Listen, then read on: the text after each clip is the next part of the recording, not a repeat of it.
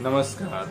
हम भोजपुरी लोकप्रिय गायक चंदन दुबे तमाम भोजपुरिया भाई लोगन के गोड़ छुके गोड़ लगतानी और आप लोग देख रहल बानी चंदन दुबे भोजपुरी विश्लेषण।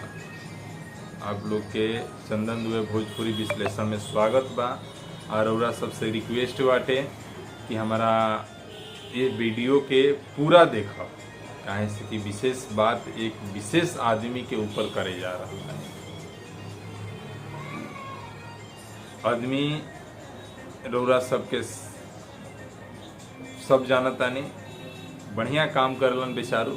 श्री मनीष कश्यप जी बड़ भाई हवन, सन ऑफ बिहार के नाम से भी जानल जाना। सिस्टम के ऊपर बात करेलन, सिस्टम के खिलाफ में बोलेलन और उनकरा भाषा में कहल जाओ तो जे भी सरकारी सिस्टम कार्य करे वाला बा, चाहे नेता होके चाहे कोई भी चीज़ होके, उनकर वो रेलाई करेला। अब सब बढ़िया बाटे, सब कुछ करेलन, उनकर विशेषता बहुत बढ़िया बा, बात करे के तरीका बहुत बढ़िया बा। केहू से बिना डरले बिना सोचले बोलले लड़ जालन, सिस्टम के खिलाफ में आवाज़ उठावेला, बहुत बढ़िया बा। हमनी के सपोर्ट करी ना जाओ चीज़ के, लेकिन मनीष भैया सब राउर बात सही बा, लेकिन रो सोची कि केहू के मान और सम्मान के साथ खेल दे तो रौरो के का होके के चाहे। केहू गलती कर देता तो रेलाई करता नहीं रौरा, और रौरा गलती करब तो रौरो के रौरे शब्द में रेलाई तो कल जाई न। तो ऐसे राउर रेलाई हो रहल बा और राउर रेलाई होई, ऐसे कि रौरा गलती कैले बानी। अब कोनो भी स्टार चाहे छोट होके चाहे बड़ होके, अगर ओकरा के रौरा बुला दिहनी, हमार भोजपुरी में बिहार के एगो लड़का आदर्श आनंद जो कि कॉमेडियन वीडियो बनावेलन, सोशल मीडिया पर डालेलन, बहुत सारा ऐप्स पर डालेलन, गरीब घर के लड़का बा।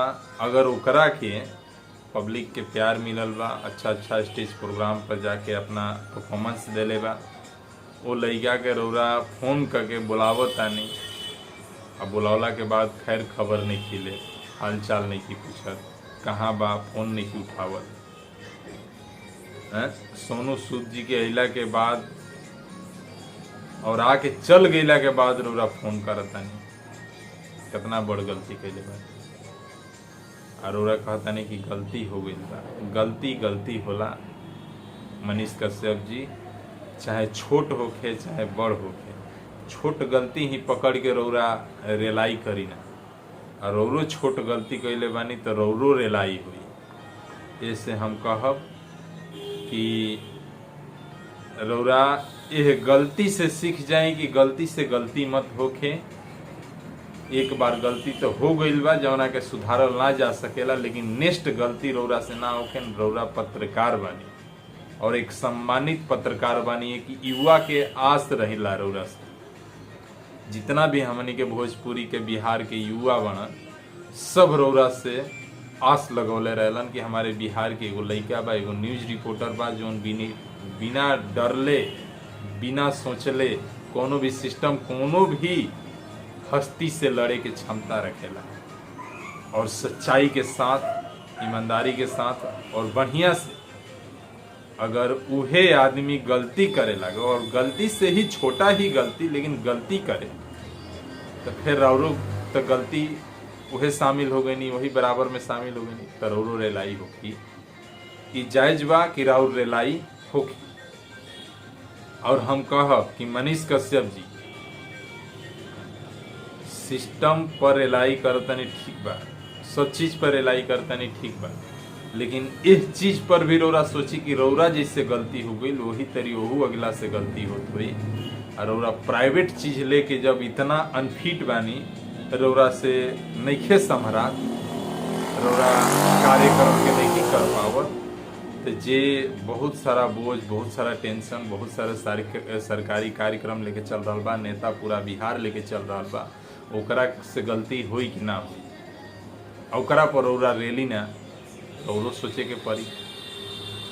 हम ई ना कहब कि रेला रौरा छोड़ दी, रौरा के ऊपर सवाल मत उठाई, कोनो सिस्टम के खिलाफ मत बोली, सब करी, लेकिन अपना आप पर भी ध्यान रखी कि रौरा का कैले बानी और रौरा का कर रहल बानी। रौरा से भी गलती हुई तो रौरा ऊपर भी उहे रेलाई चालू रही। ई रेलाई हम करब, चंदन दुबे भोजपुरी विश्लेषण रौरा ऊपर रेलाई चालू रखी और छोटी से छोटी गलती पर खास करके हमार ध्यान रही, कैसे कि हर एक न्यूज राउर हम सुनी ना, देखी ना, रौरा से कुछ सीख भी मिलेला, लेकिन वही सीख के कारण अगर कहीं रौरा गलती करब तो राउर रेलाई भी हुई। तो ऐसे हम कहते नहीं कि हमारा अगर वीडियो देखब, अगर देखत होखब तो रौरा ई सोच ले बा, दिमाग में बैठा ले कि रौरा भी कतनो बड़ पत्रकार हो जाए, चाहे सन ऑफ बिहार हो जाए, चाहे सन ऑफ इंडिया हो जाए, लेकिन राउर भी रेलाई चालू रही। जब गलती करब तब सही करब तो सपोर्ट रही दिल से, गलती करब तो रेलाई चालू रही।